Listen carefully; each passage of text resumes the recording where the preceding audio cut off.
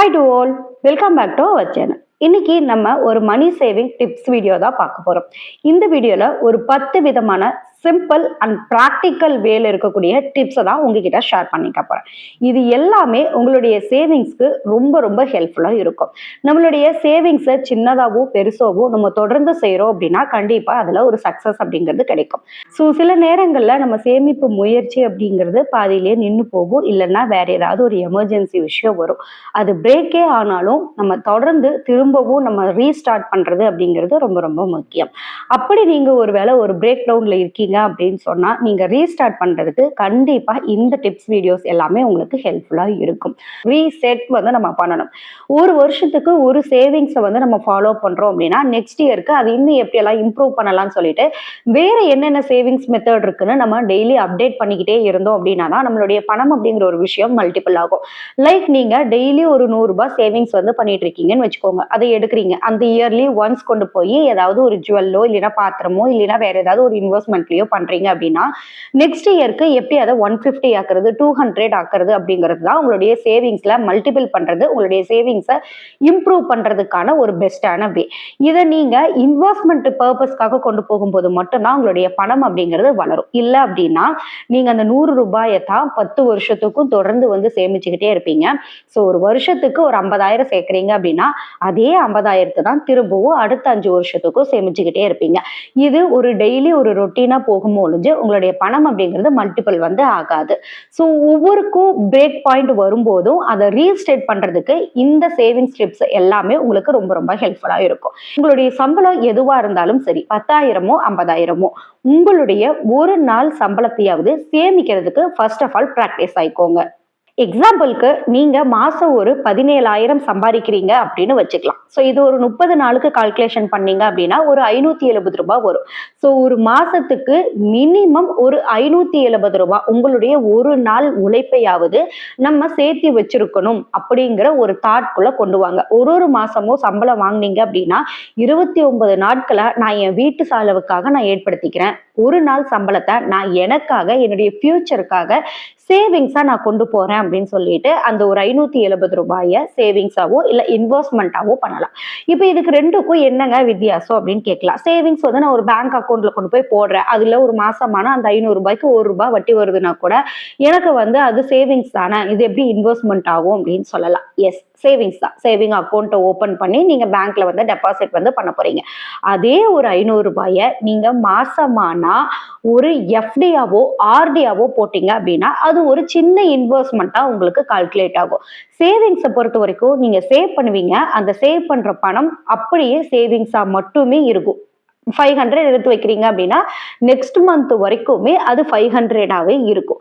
Investment அப்படிங்கிறது இப்போ ஒரு 500 டெபாசிட் பண்ணிட்டீங்க அப்படின்னா அதுக்கு ஒரு 30 ரூபாய் மாசத்துக்கு வட்டி கிடைக்குது அப்படின்னா கூட அது இன்வெஸ்ட்மெண்ட் பர்பஸ்ல செய்யறோம். ஸோ சின்ன தொகை தானே, இதுக்கு ஏன் நான் இவ்வளவு ரிஸ்க் எடுக்கணும், நான் அதை வீட்லயே சேவ் பண்ணிட்டு போயிருவேனே அப்படின்னா ஒரு சின்ன சின்ன இன்வெஸ்ட்மெண்ட்ல ஸ்டார்ட் பண்றேன்னா நாளைக்கு உங்களை ஒரு பெரிய லெவல்ல வந்து கொண்டு போய் நிறுத்தும். இப்போ நீங்க மாசமானா வந்துட்டு 500 ரூபாய் போட்டு வரீங்க, ஒரு 30 ரூபாய் உங்களுக்கு வந்து சேவிங்ஸ் வந்து கிடைக்குது அப்படின்னா ஒரு வருஷத்துக்கு நீங்க போய் சேரும் போது ஒரு 100 ரூபாய் 150 ரூபாய் உங்களுக்கு இன்ட்ரெஸ்ட் வந்திருந்தா கூட உங்களுடைய அமௌண்ட்ல இன்னும் எக்ஸ்ட்ரா அமௌண்ட் ஆட் ஆயிருந்திருக்கும். ஸோ இந்த மாதிரி ஒரு நாள் சம்பளத்தையாவது நான் சேவ் பண்ணணும் அப்படிங்கிற மைண்ட் செட்டை கொண்டு வாங்க, அதை பிராக்டிஸும் பண்ணுங்க. ரெண்டாவது, எக்ஸ்ட்ரா ஏர்னிங்ஸ், அந்த மணியை நம்ம சேவ் பண்றது. நம்ம ஆல்ரெடி ஒரு 15,000 பட்ஜெட் வந்து நம்ம போட்டிருந்தோம். ஸோ மாசம் ஒரு 15,000க்குள்ள ஒரு சிறு தொழில் செய்யக்கூடிய, அதாவது டெய்லரா அவங்க வந்து இருக்காங்க, ஸோ ஒரு சின்ன ஷாப் வச்சு அவங்க ரன் பண்ணிட்டு இருக்காங்க அப்படிங்கும்போது அவங்களுக்கு ஒரு பட்ஜெட் மெத்தட் வந்து நம்ம போட்டிருந்தோம். ஸோ சின்ன சின்ன வருமானங்கள் இருக்கிறவங்க கண்டிப்பா அவங்களுடைய extra income and passive income create பண்றது ரொம்ப ரொம்ப மஸ்டான ஒரு விஷயம். ஏன்னா நாளுக்கு நாள் விலைவாசி அப்படிங்கிறது ஏறிக்கிட்டே தான் இருக்கு, நம்மளுடைய தேவைகளும் அதிகரிச்சுக்கிட்டே தான் இருக்கு. அப்போ நம்ம குறிப்பிட்ட ஒரு வருமானத்தை மட்டுமே வச்சு நம்மளுடைய வீட்டு காரியங்களை கரெக்டா நடத்தவும் முடியாது. அது நடத்துறதே ஒரு பெரிய விஷயமா இருக்கும்போது நம்ம சேவிங்ஸ் அப்படிங்கிற ஒரு விஷயத்தை யோசிச்சு பார்க்கவும் முடியாது. ஸோ நம்மளுக்கு ஒரு எக்ஸ்ட்ரா இன்கம், பாசிவ் இன்கம் அப்படிங்கிறது நம்மளுக்கு வந்து தேவைப்படும். அவங்களுக்கு வந்து நான் இந்த வீடியோல ரொம்ப ரொம்ப அப்ரிஷியேட் பண்றேன். ஏன்னா அவங்க ஷாப் வச்சிருக்கிறது மட்டும் இல்லாம சின்ன சின்னதா இப்போ அடுத்த ஒரு எக்ஸ்ட்ரா இன்கம்க்கும் வந்து அவங்க ட்ரை பண்ணியிருக்காங்க நம்ம வீடியோ போஸ்ட் பண்றதுக்கு முன்னாடியே. அது அவங்க எடுத்திருக்கக்கூடிய ஒரு அடுத்த கட்ட சக்சஸ்க்கும் ஒரு ஃபர்ஸ்ட் ஸ்டெப் அப்படின்னு சொல்லலாம்.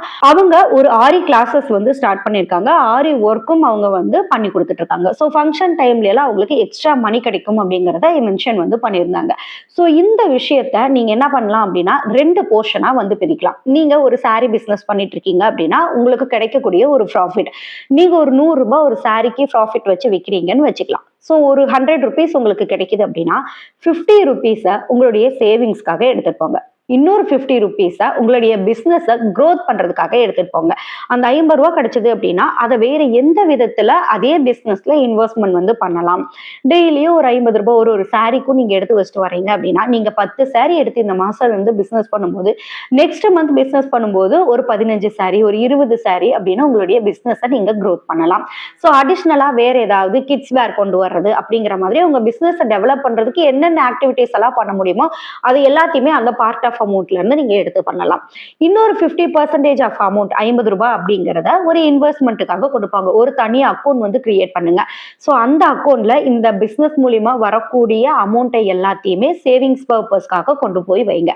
ஒரு 5 இயர்ஸ் 10 இயர்ஸ் ஆயிடுச்சு அப்படின்னா கண்டிப்பா உங்களுக்கு அதுல ஒரு இன்ட்ரெஸ்ட் ஒரு பல்க் அமௌண்ட் அப்படிங்கிறது உங்களுக்கு கிடைக்கும். நாளைக்கு உங்களுடைய பிசினஸ் ரொம்ப நல்லா க்ரோத் ஆயிடுச்சு அப்படின்னா ஒரு இனிஷியலா ஒரு ஷாப் பாக்குறீங்க, ஒரு ரெண்ட்டுக்கு நம்ம எடுக்கலாம், எக்ஸ்ட்ரா கொஞ்சம் டெவலப் பண்ணலாம் அப்படிங்கும்போது நீங்க வெளியே யாருக்கையும் எதிர்பார்க்க தேவையில்லை. உங்க பிசினஸ்ல கிடைச்ச சின்ன அமௌண்ட்ல இருந்தே நீங்க இன்னும் அதிகமா டெவலப் பண்ணலாம்.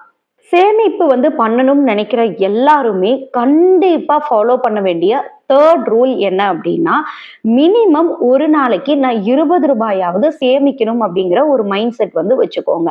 ஸோ நம்ம வந்து என்ன நினைப்போம், மாசமான ஒரு சேவிங்ஸ் சேலஞ்ச் வந்து நம்ம பண்றோம். ₹100 சேவ் பண்ணணும், மாசம் ₹1000 சேவ் பண்ணணும். ஸோ 1 லேக் நம்ம எப்படி சேவ் பண்ணலாம் அப்படிங்கிறது எல்லாமே யோசிக்கிறோம். இதெல்லாம் நீங்க உங்களுடைய ட்ரீம்காக ஒரு வீடு வாங்கணும், இல்ல கார் வாங்கணும், ஜுவல் வாங்கணும், உங்களுடைய ஃபியூச்சர்ல உங்களுடைய குழந்தைகளுடைய எஜுகேஷனுக்கு வந்து ஹெல்ப்ஃபுல்லா இருக்கணும் அப்படிங்கிறதுக்கான சின்ன சின்ன டார்கெட் அது ஓகே. அது இல்லாம உங்களுக்கு சேவிங் ஹேபிட் வந்து பிகினர்ஸா இருக்கும்போது நல்லா பிராக்டிஸ் ஆகணும் அப்படின்னா கண்டிப்பா இந்த ஸ்டெப்பை வந்து ஃபாலோ பண்ணுங்க. ஒரு நாளைக்கு ₹20 நான் கம்பல்சரி சேவ் பண்ணிருக்கணும் அப்படிங்கிறது. நீங்க மந்த்லி இன்கம் வாங்கக்கூடியவங்களா இருந்தீங்க அப்படின்னா உங்களுடைய பட்ஜெட்ல கம்பல்சரி 10% ஆஃப் அமௌண்ட்டை சேவிங்ஸ்க்காக தனியா எடுத்து வைக்கிற ஹேபிட்டை கொண்டு வாங்க. ஃபர்ஸ்ட் வந்து நம்மளுக்கு நிறைய கமிட்மெண்ட்ஸ் இருக்கு, நிறைய இஎம்ஐஸ் அண்ட் லோன்ஸ் வந்து நம்மளுக்கு போயிட்டு இருக்கு அப்படின்னா கண்டிப்பா சேவிங்ஸ்ல இருந்து கை வைக்கிற மாதிரி தான் வரும். வேற ஆப்ஷனல் நம்மளுக்கு இல்லை. ஏன்னா இன்கம் சோர்ஸ் கம்மியா இருக்கு, நம்மளுக்கு வந்து லோன்ஸ் வந்து இஎம்ஐஸ் வந்து அதிகமா இருக்குங்கும் போது அதை தான் நம்ம பண்ணியாகணும். ஆனா எவ்ரி மந்த் அந்த 10% எடுத்து வச்சுட்டே வந்தீங்க அப்படின்னா ஒரு 3 மாசம் அதுல இருந்து எடுத்துருவீங்க, குறையுது அப்படின்னா கூட 4வது மாசம் 5வது மாசம் போகும்போது உங்களுக்கு அது ப்ராக்டிஸ் ஆயிரும். ஓகே, நம்ம வந்து சேலரி வந்ததுமே 10% நம்ம இதுக்கு எடுத்து வைக்கிறோம். ஸோ இதை வந்து நம்ம வேற என்ன விதத்துல கையில எடுக்காத அளவுக்கு நம்ம என்ன விதத்துல நம்ம சேவ் பண்ணலாம்ங்கிற ஒரு அளவுக்கு நம்மளுடைய மைண்ட் யோசிக்கிறதுக்கு வந்து ஆரம்பிச்சிடும். ஸோ இந்த ரூல் ரொம்ப இம்பார்ட்டன்ட். இந்த ₹20 அப்படிங்கிறது ரொம்ப பேசிக்கான அமௌண்ட். உங்களுடைய இன்கம்க்கும் உங்களுடைய ஆர்வத்துக்கும் பொறுத்து அதை 50ஆவோ 100ஆவோ நீங்க மாத்திக்கலாம். ஃபோர்த் ரொம்ப முக்கியமான ஒரு ரூல் என்ன அப்படின்னா உங்க கையில எவ்வளவு பணம் இருக்கு அப்படிங்கிறது கண்டிப்பா உங்களுக்கு வந்து தெரிஞ்சிருக்கணும். நீங்க சேலரி வந்து உங்களுக்கு கிரெடிட் ஆயிருச்சு அப்படின்னா நம்ம என்ன பண்ணுவோம், அந்த சேலரியை எடுத்து நம்ம என்னென்ன வேணுமோ அதை எல்லாத்தையும் வாங்கிக்கிட்டே இருப்போம். ஒரு சிலருக்கு நம்ம கையில இருந்து எவ்வளவு போகுது, எங்க போகுது, நம்ம எவ்வளவு செலவு பண்றோம் அப்படிங்கிறது இருக்காது. ஒரு ₹500 எடுத்துட்டு நீங்க கடைக்கு போறீங்க அப்படின்னா உங்க பர்ஸ்ல எவ்வளவு அமௌண்ட் இருக்குன்னு உங்களுக்கு தெரியல. ஓகே, ஒரு ₹500 நோட்டை எடுத்து அப்படியே நம்ம கொடுத்துட்டோம்னா நம்மளுக்கு என்னென்ன வேணும் அப்படிங்கிற லிஸ்ட் அவுட் மட்டும் தான் நம்ம கடையில் நின்று நம்ம யோசிப்போம். மீதி ஒரு ₹10 ₹20 மீதியை வந்து வாங்கிட்டு வருவோம். ஸோ இது வந்து ஒரு கிராசரிக்குன்னு இல்லை, ஒரு பேக்கரி வந்து போனாலும் சரி, இல்லை வெளியே சும்மா நம்ம நார்மலா போனாலுமே சரி. ஆனா நீங்க அது போற இடத்துக்கு முன்னாடியே உங்க கையில எவ்வளவு அமௌண்ட் இருக்கு அப்படின்னு நீங்க பார்த்துட்டீங்க அப்படின்னா ஓகே, இது 500 தான் இருக்கு, இந்த வீக்குக்குள்ள இது மட்டும் தான் நம்ம கையில இருக்கு, சேலரி வர வரைக்கும் இதை தான் வைக்கணும் அப்படிங்கிற ஒரு மைண்ட் செட் வரும்போது இந்த 500க்குள்ள நம்ம என்னென்னலாம் கம்மியா வாங்கலாம் அப்படிங்கிற ஒரு மைண்ட் செட் நம்மளுக்குள்ள ஆட்டோமேட்டிக்கா ஒரு கால்குலேட் பண்றதுக்கு வந்து ஆரம்பிச்சிடும். நம்ம ஒரு கிராசரி ஒரு மளிகை கடைக்கு போய் நிக்கிறோம் அப்படின்னா நம்ம ₹50 வாங்க வேண்டிய பொருளுக்கு நம்ம ₹10 ₹20 எப்படி வாங்கலாம் அப்படிங்கிறத நம்ம யோசிப்போம். ஸோ அதுக்கு முதல்ல நம்ம என்ன தெரிஞ்சிருக்கணும், நம்ம வேலட்ல நம்ம கையில இப்போ எவ்வளவு அமௌண்ட் இருக்கு அப்படிங்கறது நம்ம எல்லாருக்குமே தெரிஞ்சிருக்கணும். நீங்க ஒரு 3000 4000 வச்சிருக்கீங்க அப்படின்னா அதை எடுத்து ஒரு இடத்துல ₹500 பெட்ரோல் போடுறது, இன்னொரு இடத்துல மளிகைக்கு ஒரு ₹1000 கொடுக்கறது அப்படின்னு வந்துட்டு திருப்பி கால்குலேட் நம்ம கையில எவ்வளவு இருக்கு அப்படிங்கறத பேலன்ஸ் நம்ம செக் பண்ண மாட்டோம். அடுத்தடுத்து எடுத்து எடுத்து நம்ம யூஸ் பண்ணிட்டே இருப்போம். இப்படி போயிருச்சு அப்படின்னா மந்த் எண்ட் வரும்போது நம்ம கையில இருக்கிற மோஸ்ட் ஆஃப் த அமௌண்ட் வந்து ஸ்பெண்ட் ஆயிருக்கும். நிறைய பேருக்கு சேலரி வந்து ஒரு 10 டேஸ்லயே எல்லாமே காலியாயிரும். அடுத்த 10 நாள் 15 நாள் அப்படிங்கிறது நெக்ஸ்ட் சேலரி எப்போ நம்ம கைக்கு வரும் அப்படிங்கறத எதிர்பார்க்கிற மாதிரி ஆயிரும். சோ உங்க கையில எவ்வளவு பணம் இருக்கு, எவ்வளவு செலவு பண்ண போறீங்க அப்படிங்கறதுல ரொம்பவே அவேரா இருங்க. நம்மளுடைய சேவிங்ஸுக்கு ஒரு மிகப்பெரிய தடையா இருக்கக்கூடிய 5th விஷயம் என்ன அப்படின்னா நம்மளுடைய லோன்ஸ் அண்ட் இஎம்ஐஸ் தான். அதுவும் ஒரு சிலருக்கு ரொம்ப பெரிய ப்ராப்ளமா இருக்கக்கூடியது என்ன அப்படின்னா ஒரு பக்க கடன் வாங்கி இன்னொரு பக்க கடனை அடைச்சிக்கிட்டு இருக்கிறத ஒரு டெய்லி ரொட்டீனாவே அவங்க வச்சிருப்பாங்க. ஒரு லோன் வந்து எடுத்திருக்கோம், ஒரு இஎம்ஐஸ் வந்து ஒரு 5 மந்த் வந்து நம்ம பே பண்ணியிருக்கோம் அப்படின்னா அடுத்து அடிஷ்னலா வேற ஏதாவது நியூ லோன் வந்துருச்சு அப்படின்னா நம்ம அதை என்ன பண்ணுவோம், அதை எடுத்து சரி நம்மளுக்கு எக்ஸ்ட்ரா ஒரு தேவை இருக்கு, இந்த தேவைக்காகவும் நம்ம யூஸ் பண்ணிக்கலாம் அப்படின்னு நம்ம யோசிப்போம். ஒரு புது லோன் வருது, அதுவும் ஹை அமௌண்ட் வருதுன்னு வச்சுக்கோங்க. ஒரு 50,000 ருபீஸ் வந்து ஒரு ஃபர்ஸ்ட் லோன் இஎம்ஐ வந்து எடுத்திருக்கீங்க. அதுல ஒரு 5 மாசம் இஎம்ஐ வந்து பே பண்ணிட்டீங்க. இப்போ அடுத்து ஒரு ₹1,00,000 லோன் உங்களுக்கு கிடைக்குது அப்படின்னா நம்ம என்ன யோசிப்போம், நம்மளுடைய தேவைகள் இருக்கு, ஸோ இந்த ₹1,00,000 லோனை எடுத்துட்டு நம்மளுடைய யூஸ் வந்து நம்ம பண்ணிக்கலாம் அப்படின்னு நம்ம யோசிப்போம்.